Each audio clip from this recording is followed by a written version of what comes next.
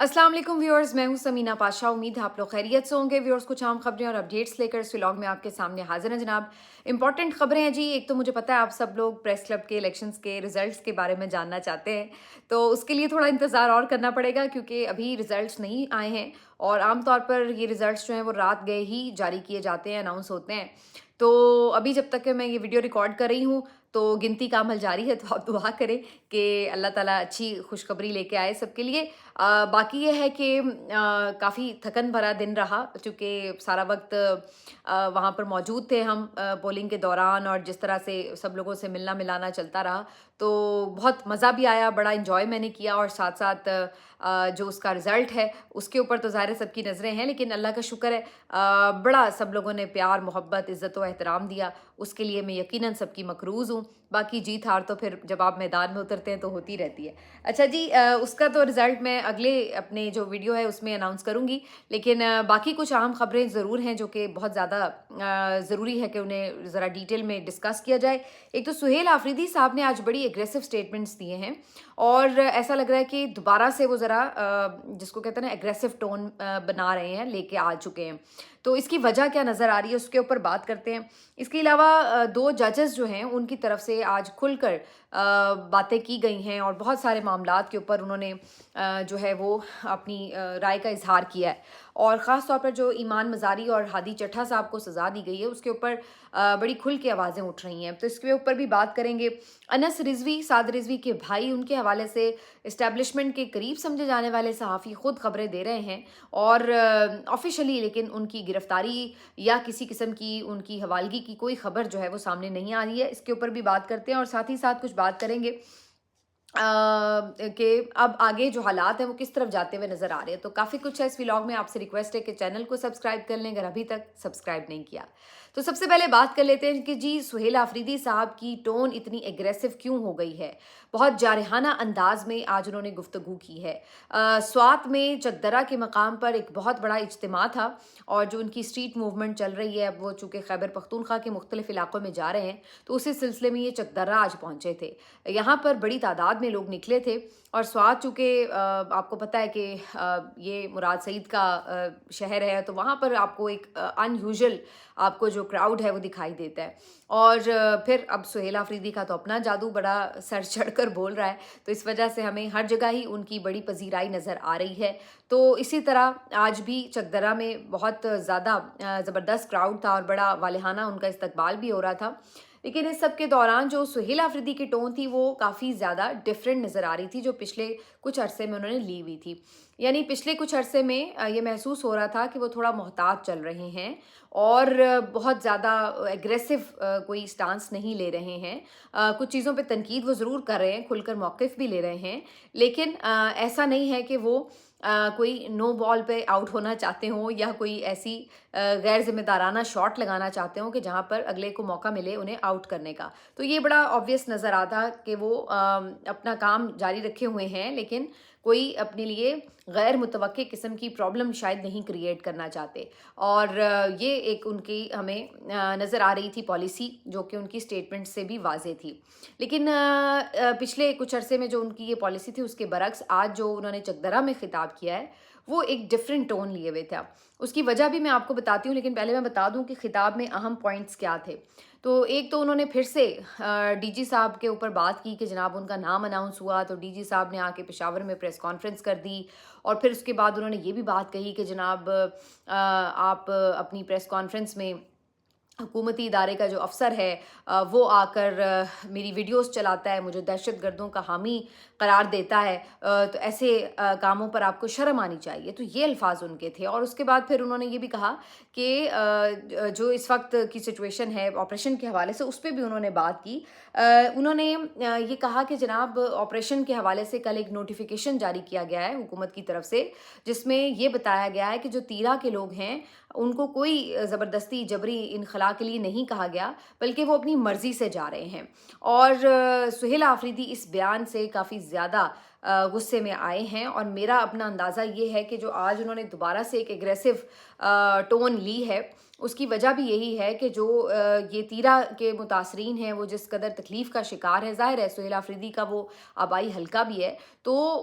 ان کو یقیناً ان لوگوں کی مشکلات دیکھ کر تکلیف بھی ہو رہی ہے، اور اس کے ساتھ ساتھ جب اس کا ملبہ جو ہے وہ انہی کی حکومت پر جیسے ڈالا جا رہا ہو، تو اس کے اوپر جو ہے انہوں نے واضح طور پر ایک ڈسٹنس رکھا اور اپنی جو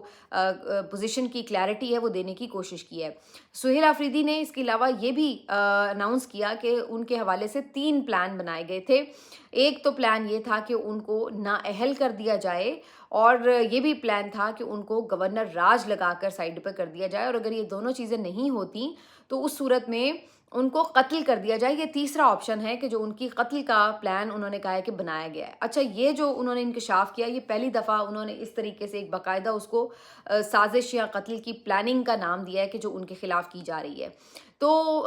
جہاں تک اس نوٹیفیکیشن کے حوالے سے بات ہے تو اس پہ پہلے میں اپنا ضرور آپ کے سامنے تجزیہ رکھ دیتی ہوں۔ پہلی بات تو یہ ہے کہ یہ نوٹیفیکیشن جب کل جاری کیا گیا ہے تو اس کی وجہ یہ نظر آتی ہے کہ جو تیرا کے لوگ ہیں وہ شدید برف باری کے موسم میں بیچارے جس طرح بے گھر ہوئے، اور ان کی اب ظاہر ہے سوشل میڈیا کا زمانہ ہے، ہر جگہ کی ویڈیوز وغیرہ جاری ہوتی ہیں، تو ان کی جو بے سر و سامانی اور جو تکلیف کی ویڈیوز تھیں وہ بہت زیادہ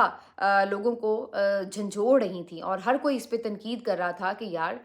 یہ بڑی بے حسی کی بات ہے کہ اس موسم میں ان بیچاروں کو بے گھر کیا جا رہا ہے، معصوم بچے ہیں، اور وہ بیچارے ایسے کھلے آسمان کے نیچے اپنی سے گدا گاڑیوں پہ سامان لادا ہوا ہے یا دوسری گاڑیوں پہ سامان لادا ہوا ہے، اور بیچارے اتنی بے سر و سامانی کے عالم میں جا رہے ہیں، تو ہر کوئی اس کے اندر جو ہے وہ اپنی تکلیف محسوس کر رہا تھا، اس کا اظہار بھی کر رہا تھا۔ آپ نے دیکھا ہوگا شاید کہ الجزیرہ نے بھی اس کے اوپر باقاعدہ ایک پوری رپورٹ تیار کی کہ جو تیرا کے متاثرین ہیں وہ کن حالات کا سامنا کر رہے ہیں۔ اس کے علاوہ سوشل میڈیا پر تو ظاہر ہے اس کے اوپر آواز اٹھ ہی رہی تھی، تو جب یہ اس کے اوپر ایک بیک لیش آ رہا تھا تو اس کے بعد یہ نوٹیفیکیشن آتا ہے حکومت کا کہ جناب یہ جو لوگ ہیں یہ کوئی جبری انخلا ان سے نہیں کروایا گیا، نہ تو وفاقی حکومت اور نہ ہی فوج نے انہیں کہا ہے کہ آپ اپنا علاقہ خالی کر دیں، اور یہ لوگ اپنی مرضی سے جو ہے وہ علاقہ خالی کر کے جا رہے ہیں۔ تو یہ انہوں نے ایک طرح سے ایسا لگا کہ اس پورا جو آپریشن کا منظرنامہ تھا اس کا جو ملبہ ہے یا اس کا جو ایک آپ کہہ لیں کہ وزن ہے، اس سے انہوں نے راہ فرار اختیار کرنے کی کوشش کی اس نوٹیفیکیشن کے ذریعے۔ تو اس وجہ سے جو صوبائی حکومت ہے انہوں نے اس کو جو وزیر اعلیٰ سہیل آفریدی ہیں انہوں نے اس کو رسپونڈ بھی کیا، اور اس کے اوپر انہوں نے اپنا رد عمل اس طرح سے دیا کہ انہوں نے کہا کہ یہ کیسے ممکن ہے کہ یہ لوگ جو ہیں اتنے سخت موسم میں اپنی مرضی سے جا رہے ہوں، کیا وہ نواز شریف کے پوتے کی شادی میں جا رہے تھے کیا؟ کون بے وقوف اپنا گھر چھوڑ کر اتنے سخت موسم میں جاتا ہے؟ اب میں آپ کو یاد دلا دوں کہ سہیل آفریدی کی بات میں وزن کیوں محسوس ہو رہا ہے کہ وہ ٹھیک کہہ رہے ہیں۔ اس کی وجہ یہ ہے کہ ایک تو 25 دسمبر کو سہیل آفریدی صاحب نے خود آ کر تیرا میں خطاب بھی کیا تھا، اور انہوں نے اس وقت بھی یہ بات کہی تھی کہ یہ لوگ جو بات کر رہے ہیں کہ جناب آپریشن کیا جانا ہے، اس کے لیے انخلا ہونا ہے، تو انہوں نے کہا آپ نے کون سا آپریشن کرنا ہے اس علاقے میں اس موسم میں؟ یہاں تو شدید برف باری ہونی ہے، جانور تک یہاں نہیں رہتے، تو آپ یہاں پہ کون سا آپریشن کریں گے؟ تو وہ تو اس وقت سے بڑے کلیئر موقف کے ساتھ سامنے تھے کہ جناب یہاں پہ کوئی آپریشن ان حالات میں نہیں ہونا چاہیے، اور یہ ان کا صرف 25 دسمبر نہیں، اس سے پہلے بھی آپ چلے جائیے تو ان کا تو موقف کلیئرٹی سے یہ آ رہا ہے کہ آپ نے اگر آپریشن کرنا ہے تو اس سے کولیٹرل ڈیمیج ہوتا ہے۔ آپریشن پہ ان کے 2 تحفظات تھے، ایک تو یہ کہ کولیٹرل ڈیمیج ہو رہا ہے، ڈرون ہوتے ہیں اور کوئی واقعات ہوتے ہیں، اس کے نتیجے میں جو عام لوگ ہیں وہ بڑے شہید ہوئے ہیں، اور پھر دوسرا ان کا جس پہ شدید اعتراض تھا وہ اسی بات پہ تھا کہ لوگوں کو گھر بار چھوڑ کے باہر جانا پڑتا ہے، تو ان بیچاروں کا تو پورا نظام زندگی تباہ و برباد ہو جاتا ہے۔ تو اسی 2 بنیاد کے اوپر وہ اس آپریشن کو جو ہے اوپوز بھی کر رہے تھے، اور اس بات کی ان کی جو اہمیت تھی وہ نہیں دی گئی، بلکہ الٹا ان کے اوپر الزامات لگائے گئے کہ جناب آپ تو دہشت گردوں کے حامی ہیں، آپ تو ان کے لیے سافٹ کارنر رکھتے ہیں، اور پورا ایک بیانیہ آپ کو نظر آیا مین سٹریم میڈیا پر بھی، وزراء کے پریس کانفرنسز میں بھی، اور اس کے علاوہ مختلف پلیٹ فارم سے یہ کوشش کی گئی بتانے کی کہ جناب سہیل آفریدی جو ہے وہ تو دہشت گردوں کا حامی ہے. حالانکہ وہ دہشت گردوں کا حامی نہیں تھا، وہ اپنے لوگوں کی فکر میں یہ بات کر رہے تھے کہ اگر آپریشن ہوا تو ان کو بہت زیادہ تکلیف پہنچتی ہے. دوسرا انہوں نے یہ کہا کہ ظاہری سی بات ہے جب آپ اب یہ بڑا سرکولیٹ ہو رہا تھا معاملہ کہ پھر لوگ نکلے کیسے، کس کی کہنے پہ نکلے، تو اس کے اوپر بھی ایک جو پوزیشن ہے وہ نظر آتی ہے کہ ایک 24 رکنی کمیٹی بنائی گئی تھی جس سے کچھ معاملات طے کیے گئے تھے مقامی مائندین کے ساتھ اور اتھارٹیز کے ساتھ، اور اس کے اندر یہ طے کیا گیا تھا کہ جناب یہ لوگ انخلا بھی کریں گے، اگر ان کے گھروں کو نقصان پہنچایا گیا تو اس کی کمپنسیشن ہوگی اور ان کو سیٹل بھی کیا جائے گا 2 مہینے کے اندر اندر، اور تمام چیزوں کے حوالے سے ان کو فیسیلیٹیٹ کیا جائے گا وغیرہ وغیرہ. تو اب یہ اس پہ سوال جو ہے وہ اب اٹھ رہا ہے کہ جناب جب یہ چیزیں طے کی گئی تھیں تو ظاہری سی بات ہے اس میں اسٹیک ہولڈرز موجود تھے، جس میں افواج پاکستان کے نمائندے بھی تھے، وفاقی حکومت کے بھی نمائندے تھے، جو مقامی انتظامیہ ہیں ان کے نمائندے بھی تھے. تو اب آپ یہ کیسے کہہ سکتے ہیں کہ جناب ہم نے تو انہیں نہیں کہا. اور ظاہری سی بات ہے جب گھروں میں ابھی یہ پچھلے 1-2 مہینوں کے اندر ہم نے ایسے واقعات دیکھے ہیں کہ شادی کی تقریب میں کہیں کوئی دھماکہ ہو گیا یا کوئی اٹیک ہو گیا، اس کے نتیجے میں بیچارے عام لوگ شہید ہوئے ہیں، تو اس کے بعد آٹومیٹکلی ایسی جگہ پر لوگ کیسے رہیں گے جہاں پر اس قسم کے واقعات ہو رہے ہوں. تو بظاہر جو سہیل آفریدی صاحب بات کر رہے ہیں کہ جناب ان کے خلاف یہ ایک نیریٹو بلڈنگ کے لیے آپریشن کیا گیا ہے تاکہ لوگ ان کے خلاف ہو جائیں، تاکہ جب یہ گورنر راج لگائیں یا ان کی نااہلی کریں تو اس صورت میں لوگوں کی طرف سے بھی کوئی ریاکشن نہ آئے، کیونکہ وہ پہلے تنگ پڑے ہوئے ہوں کہ جناب سہیل آفریدی کے ہوتے ہوئے تو ہمارے خلاف آپریشن ہو گیا، یہ ہو گیا، ہمیں تو نقل مکانی کرنی پڑ گئی.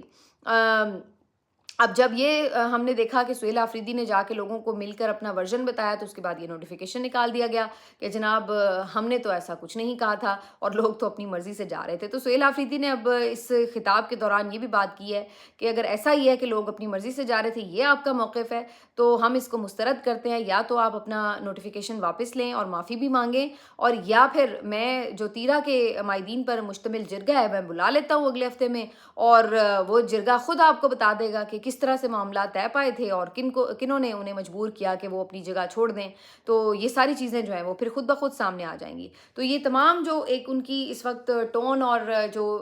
آپ کہہ لیں کہ ڈیلنگ ہے اس حکومت کے ساتھ، وہ اب ایگریسو ہمیں اس طریقے سے دکھائی دے رہی ہے. وہ اس بات کے اوپر کمپرومائز کرنے کے لیے تیار نظر نہیں آ رہے کہ آپریشن کا جو ملبہ ہے وہ ان پہ ڈالا جائے، یا اس کے نتیجے میں جو لوگوں کو مشکلات اور مسائل کا سامنا ہے اس کو کسی بھی طرح ان کی صوبائی حکومت سے نتھی کیا جائے. جبکہ وہ بیچارے، حالانکہ وہ اس آپریشن سے وہ بقول ان کے وہ بالکل راضی نہیں ہے، لیکن اس کے باوجود بھی وہ اپنے لوگوں کی